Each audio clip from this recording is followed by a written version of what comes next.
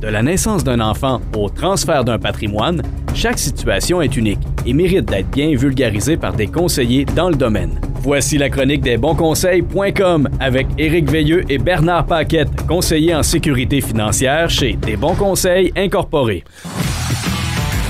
Il a l'air pas mal en forme pour un lundi. On a Bernard Paquette avec nous de l'équipe des Bons Conseils. Salut, comment ça va? Bon matin, ça va super bien. Oui, passez un beau week-end. Oui, quelques sociales de famille. Peut-être pas aussi rock'n'roll que les tiens, mais, quand même très agréable. C'était ma fête, là. C'est ça. Ça C'était intense. Ouais. Hey, aujourd'hui, on va parler de faire le ménage dans son portefeuille et non pas son portefeuille physique. Là. On fera pas le ménage de notre sacoche. Là. Non, pas jeter les coupons rabais qu'on garde depuis des ça, années. On a tout des affaires dans notre portefeuille. Il y a des vieilles cartes. Depuis 6 mois. Oui, c'est ça. Oui, mais tu sais, si on fait une comparaison, il y a des trucs aussi dans notre portefeuille de placement, des fois, qu'on oublie, puis que c'est bien de se faire réexpliquer. Puis tu sais, on se cache pas, tout le monde le sait, on est en période réelle, puis pour certains, ils n'ont pas nécessairement l'intention d'en reprendre, ou ils savent pas le pourquoi.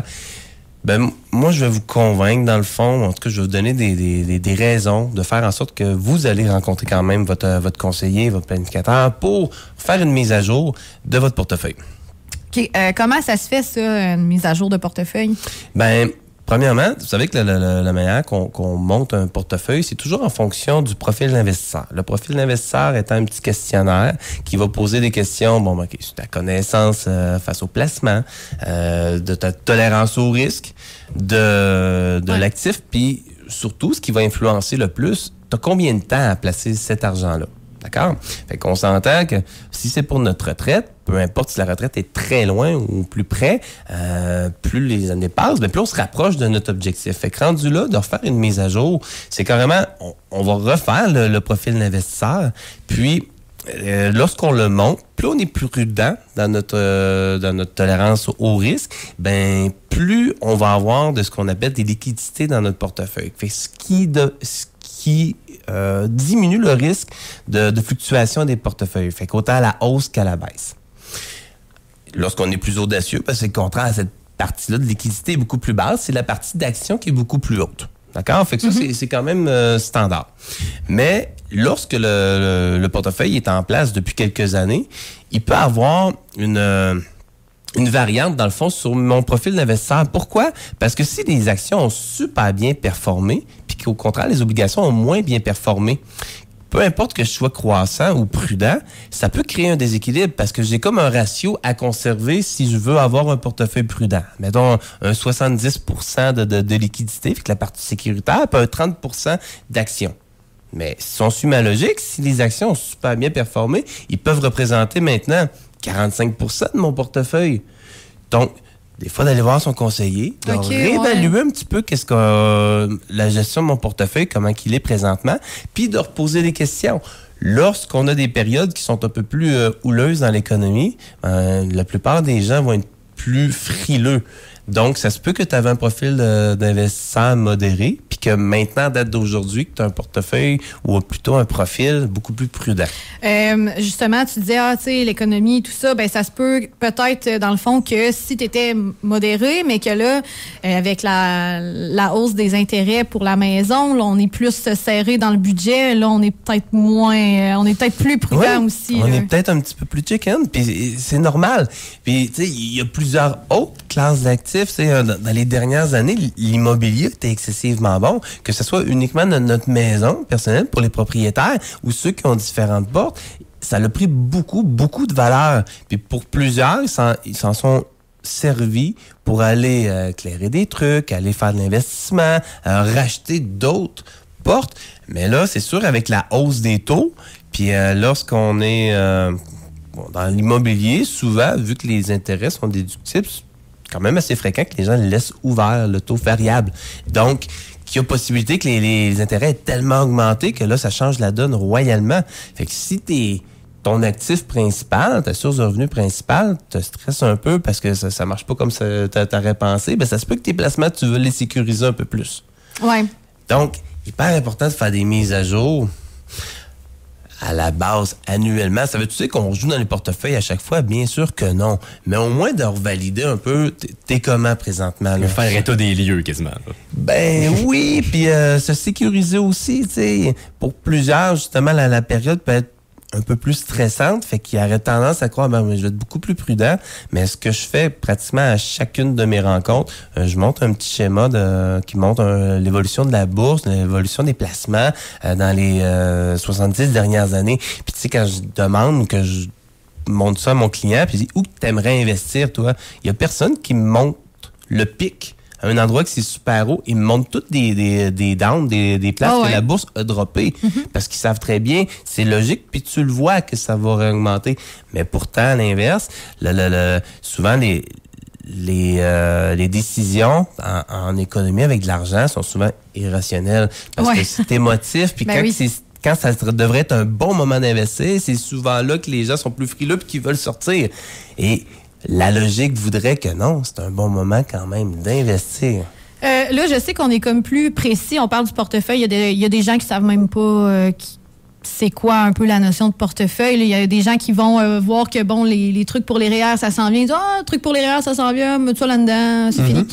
Eux, on peut leur dire que, justement, de mettre ça dans un REER, oui, là, c'est une première étape, mais avec le REER, on peut faire quelque chose. Puis si vous savez pas quoi faire avec ça, ben vous pouvez vous faire conseiller aussi, là. Pas obligé d'être calé en finance. C'est justement le but d'avoir quelqu'un qui peut qui nous aide et qui nous explique le comment du pourquoi, surtout. Pourquoi que c'est bien de placer ce montant-là.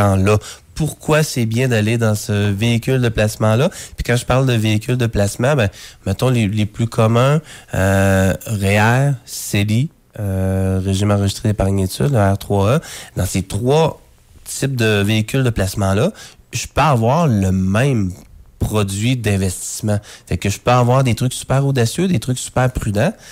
Donc, rendu là, les gens ne savent même pas. Souvent, ils associent un placement, un véhicule de placement, fait que REER, CELI, régime enregistré d'épargne études, ils l'associent avec un risque. Mais il n'y a aucun lien. Tu peux avoir quelque chose de super audacieux dans un produit que tu imagines plus prudent. Puis à l'inverse, tu peux avoir de quoi de très prudent, quelque chose que tu vas utiliser sur du court terme ou du long terme. Donc, c'est important de savoir pourquoi, dans quel type de produit on l'investit. Puis, s'il y en a qui ont pas de connaissances, pratiquement pas, de se le faire expliquer, ça nous met en confiance. Oui, il y a beaucoup de gens qui ont pas beaucoup de notions là, de, tu sais, même moi, avant qu'on fasse nos chroniques, j'avais jamais compris que, tu sais, t'as ta boîte qui est le REER, le régime d'épargne études. Puis avec cet argent-là que tu mets dans la boîte, après ça, tu peux aller l'investir dans d'autres choses. Moi, je pensais que c'était un ou l'autre avant. Je pensais pas qu'on pouvait passer par un, puis après ça, aller mettre l'argent ailleurs. C'est pas un package deal que tu le prends comme ça, puis il y a différents risques qu'on peut aller prendre, différentes manières de monter les portefeuilles. Donc, de comprendre un peu une base, ça vient faire en sorte que ça devient beaucoup moins chinois, puis qu'on s'y intéresse beaucoup plus aussi. Parce que pour plusieurs encore, puis ça va toujours être, il y en a que ça les répugne, qui aiment mieux pas s'en occuper parce qu'ils comprennent pas. C'est ça, mais si vous voulez pas vous en occuper, ben vous pouvez le laisser à d'autres. Exact. Aussi. Pour qu'ils puissent justement aller chercher le maximum pour vous. Il y a aussi plusieurs stratégies financières. On en avait jasé la dernière fois. Oui. Avec les REER qui s'en viennent, tout ça. Si vous avez une petite famille, il est possible d'aller rechercher vraiment beaucoup d'argent avec plusieurs stratégies. Des fois, on ne le sait même pas, mais c'est la job des gars des bons conseils, des filles aussi là, dans votre équipe, de savoir ça, de le connaître puis de vous le dire. T'sais. Oui. D'expliquer c'est quoi les impacts de prendre dans tel placement plutôt que dans tel placement. Puis c'est quoi les avantages. On en a parlé beaucoup, les avantages sociaux, dans le fond, que ça va apporter. Alors, plus d'allocations familiales, des fois aller chercher supplément de revenus garantis pour ceux qui sont à la retraite ou qui sont à âge d'aller chercher. Donc, il faut savoir pourquoi qu'on place dans ce véhicule-là. On doit savoir pourquoi ce type de placement-là est mieux. Fait que même si on connaît pas les portefeuilles, qu'on connaît pas les actions que notre conseiller nous a montrées, je sais au moins pourquoi on s'en va dans ce véhicule de placement-là. Fait que c'est vraiment à la base, c'est pas le comment, c'est le pourquoi. Le comment, c'est le conseiller qui va s'en occuper. Ouais. Le pourquoi, c'est vous qui nous l'apprenez. Parce que c'est pas nous qui avons la raison. Ça reste l'argent des... C'est leur argent. C'est le client qui va m'expliquer pourquoi je dois faire ça pour lui. Puis justement, on dit souvent que chaque famille, chaque personne a toujours sa situation financière là, qui va dépendre de plein d'affaires. Donc, en prenant une rencontre avec vous, on jase avec vous, on voit un peu c'est quoi notre portrait financier, puis après ça, on décide de qu'est-ce qu'on fait avec ça. Là. Oui, puis il y a tellement de changements qui peuvent faire en sorte justement qu'on ajuste qu'est-ce que vous avez. Un changement de carrière, l'arrivée d'un enfant, l'arrivée d'un conjoint carrément. Donc, il y a beaucoup de changements dans votre vie qui peut causer ou justifier un changement dans vos portefeuilles. Pour jaser avec vous, desbonsconseils.com. C'est la meilleure manière la plus simple. Oui, c'est ça, soit en ligne ou on vous lâche un coup de fil, c'est ça? Exactement. Cool! Bon, ben on se dit à dans 2 semaines. Exact. Bon, 2 Salut semaines. Bernard! Bye bye. Merci.